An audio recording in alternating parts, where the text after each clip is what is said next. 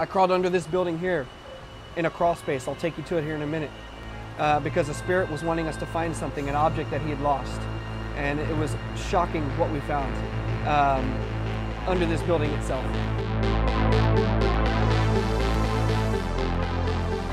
All right, I'm Stephen Ballou. I'm the producer and host of the Night Owl podcast, which is a paranormal podcast based here in Austin, Texas. I have always been interested in people's personal ghost stories, and I wanted to create a show where people could dive into those mysteries themselves by hearing personal testimony from people that have had those experiences and decide for themselves whether or not they believe them.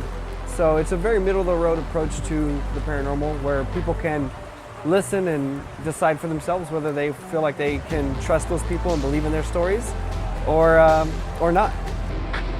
That flips open and leads to a crawl space in the house.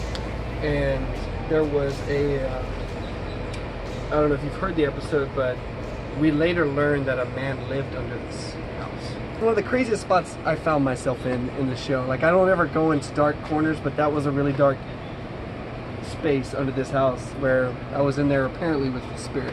I had an experience when I was 9 years old that I have never been able to shake, but no one else experienced it with me. So that stuck with me, and that's what kind of has driven me all these years to kind of investigate and dive into these things a little bit further.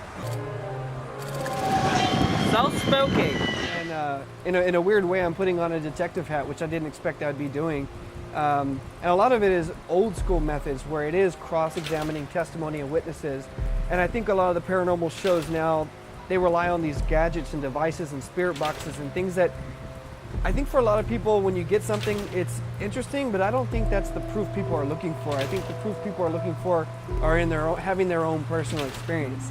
And I think through my show, there's kind of in a almost a third-party way they are getting these personal experiences because it's through so many people having these real experiences, and then we're going and validating those experiences with evidence.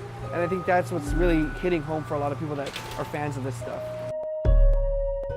I think the world, especially the United States, I think a lot of our heritage and a lot of our history has always been a little bit cloaked in mystery and darkness, and it's because a lot of people did really dark things, and a lot of things happen that we don't really want to put in the limelight. But I think where we're coming in our society and our culture is that we're actually opening up to that, and we're trying to face a lot of that. And I think it's a lot of internal facing our demons and facing our own haunted past that is coming through in these sort of new forms of media and entertainment. Going to a place and hearing the history and uncovering the mysteries is almost like kind of uncovering some of the stuff that comes from our dark past and our histories.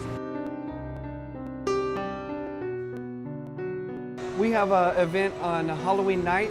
I was honored and privileged to be invited by the Austin Film Festival to feature some more live ghost stories at the State Theater, and then we're going to screen the original Amityville Horror following the live ghost story sharing. So ticket info and stuff like that, I'll have to get that to you later, but maybe I can give you something, you can put it up on the screen or something.